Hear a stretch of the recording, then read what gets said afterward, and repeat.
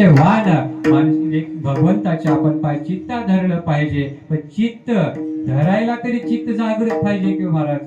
चित्तामध्ये धरणं सोपं आहे किंवा ऐकणं सोपं आहे, पण भगवंताचे पाय आपल्या चित्तात धरायचे झालं तर चित्ताला साधलं पाहिजे. सोपं आहे का तेवढं? साधलं तेवढं सोपं नाही. एक छोटीशी गोष्ट वृंदावनाच्या भक्तांच्या कथामध्ये आहे. तेव्हा दोन मित्र होते. त्या मित्र आणि तीर्थयात्रेला निघाले. तीर्थयात्रा कुठली केली त्यांनी? म्हणजे कृष्णाची भेट घ्यावी, वृंदावनामध्ये आपण जावं आणि भगवान श्रीकृष्णाचं आपण दर्शन घ्यावं असे त्यांच्या मनामध्ये भाव झाला. आणि भाव झाल्याच्या नंतर त्यांनी काय केलं?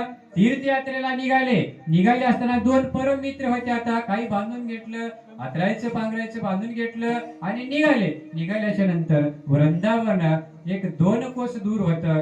पूर्वीचा काळ चलत जायचं होतं आणि मुक्कामाला थांबावं. समोर गाव दिसत आहे, गावाच्या शिवेवरती गेले आणि गेल्याच्या नंतर वरून पाऊस सुरू झाला.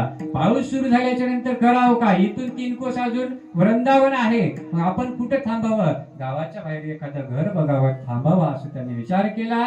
समोरच्या गावामध्ये आपण थांबलं पाहिजे मुक्कामाला, पाऊस मोठा आहे म्हणून त्यांनी विचार केला.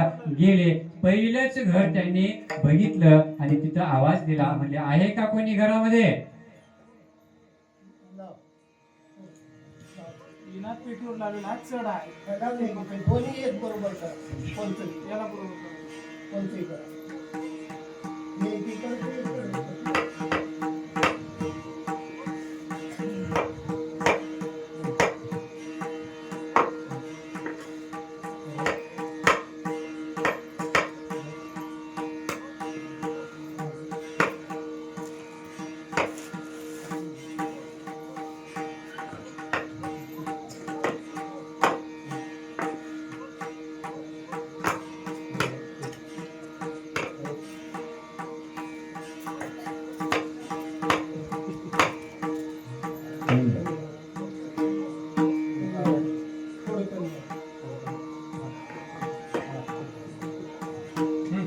विठ्ठल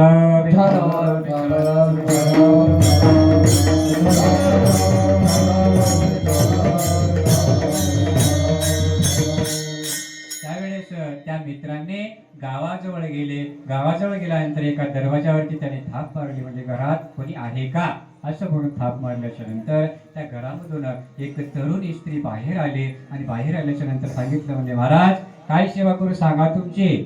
असं म्हणल्याबरोबर एका मित्राने खालून वरी बघितलं, स्त्री एकटीच दिसते, आपण घरात जाणं योग्य नाही. एकाला वाटलं, एकाने म्हटलं काही का असं ना, म्हणले राहायला घर भेटले, वरून पाऊस चालू आहे, कुठं वृंदावन आता जावं, पुढं यमुना माता आहे, तिनं पाण्याने भरली असल्याच्या नंतर आपल्याला जाता येणार नाही, आपण इथं थांबावं. एकाने विचार केला आणि त्याने विचारला, म्हणजे तुमच्या घरी कोण आहे, कोण कोण राहता, तुमचे मालक कुठं आहेत? विचारल्याच्या नंतर तिने सांगितलं, म्हणजे मला मालक नाहीत, कारण मी वेश्या आहे असं तिने सरळ सरळ सांगून टाकलं. आणि म्हणले, महाराज तुम्ही तीर्थयात्रेसाठी जात आहात आणि माझ्या घरी राहणं हे योग्य नाही. त्या वेशीने ह्या दोघांनाही सांगितलं, परंतु त्याच्यामधला एक थोडं दुर्बुद्धी त्याला सुचली आणि तो इथं थांबायचा निर्णय घेतला. एक होता जो सात्विक होता, दोन्ही सात्विकच होते, पण दुर्बुद्धी तिथं आली, एकाला दुर्बुद्धी आली आणि एकाने मात्र विचार केला, हिच्या घरी हिने तोंडाने जर सांगत असेल वेश्या असे आहे म्हणून हिच्या घरी राहणं आपल्याला दोष लागेल,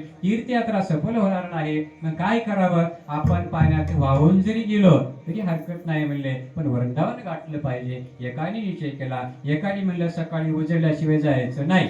त्यावेळेस त्यांनी काय केलं, सांगितलं, अरे इथं राहू नये म्हणले, चल बाजूला जाऊ आपण, इथं राहू नये, पण इथं तुला राहायचंच असेल, याच गावामध्ये मुक्काम करायचं असेल तर दुसरे कोणाच्या त्या घरी जाऊ, पण हिच्या घरी नको बाबा, इथं आपल्याला मनाला सावरता येणार नाही, आपल्या देहाने किंवा पाप होईल असे त्यांनी विचार केला.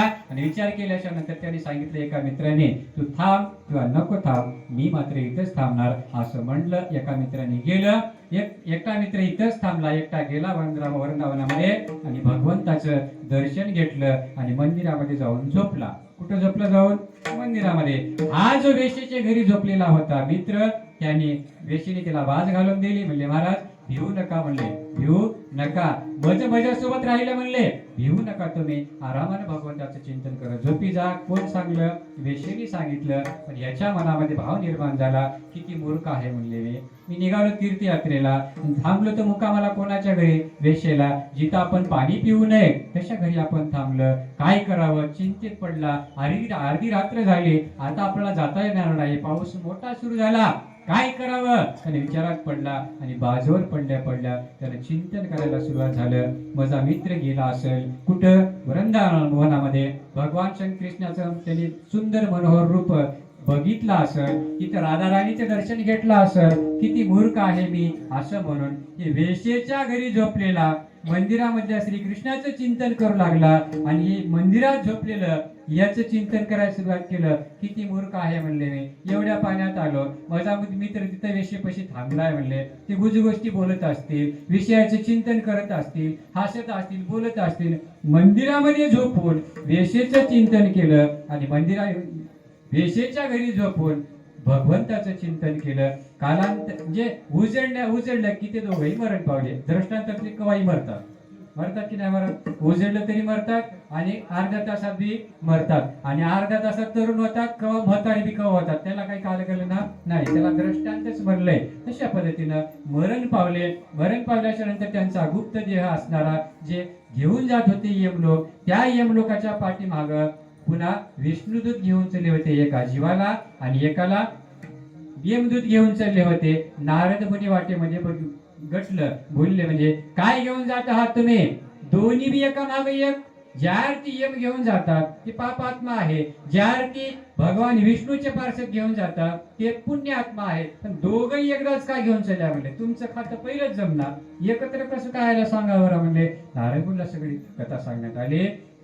जे विष्णुदास जीवात्मा घेऊन जातात ते कोण आहे महाराज म्हणले? वेश्येच्या घरी झोपलेला म्हणले. संध्याकाळी वेश्येच्या घरी मुक्काम केला आणि चिंतन भगवंताचं केला. आणि जो मंदिरामध्ये झोपला होता हे आहे म्हणले यमापाशामध्ये.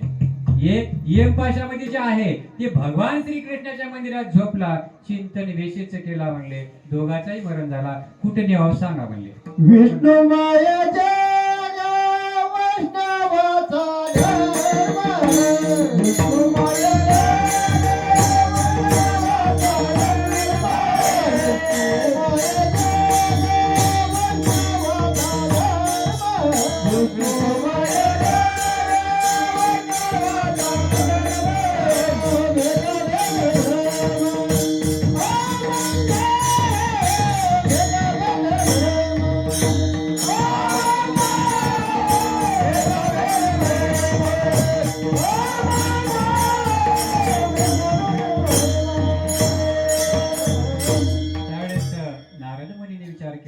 बरोबर आहे म्हणले. कारण परमार्थ हा चित्ताचा आहे म्हणले, बाकी कशाचा नाही. याचं चित्त वेश्येच्या घरी अडकलं होतं आणि वेश्येच्या घरच्या मुक्काम केलेल्या मित्राचं चित्त भगवान श्रीकृष्णाकडे अडकलं होतं. जसं चित्त आपल्या हातात आल्याशिवाय नामस्मरण करता केलेलं फळ भेटत नाही. मग काय करावं लागतं? चित्तच आपल्या जवळ आपल्या तुझे पाया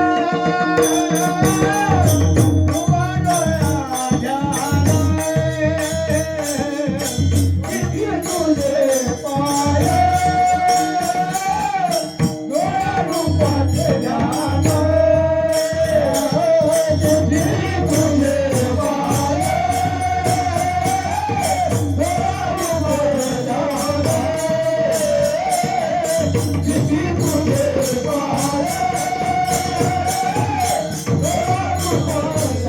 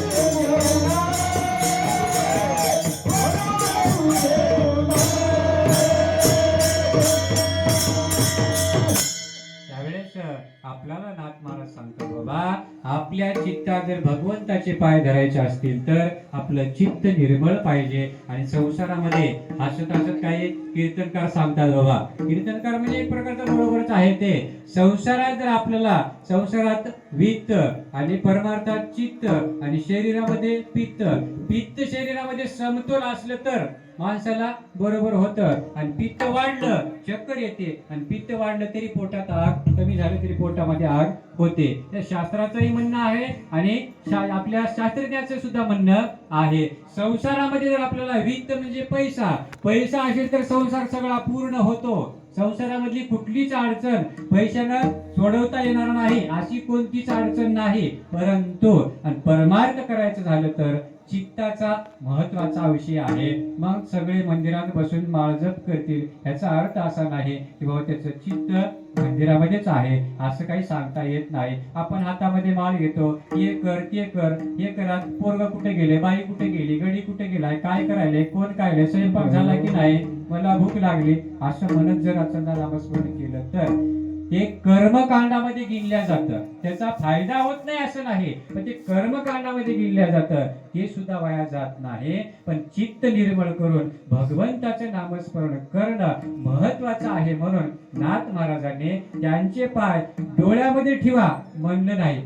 चित्त डोळ्यामध्ये, पाय आपण डोळ्यामध्ये ठेवा मान्य आहे, पण डोळ्यामध्ये ठेवा म्हणलं नाही.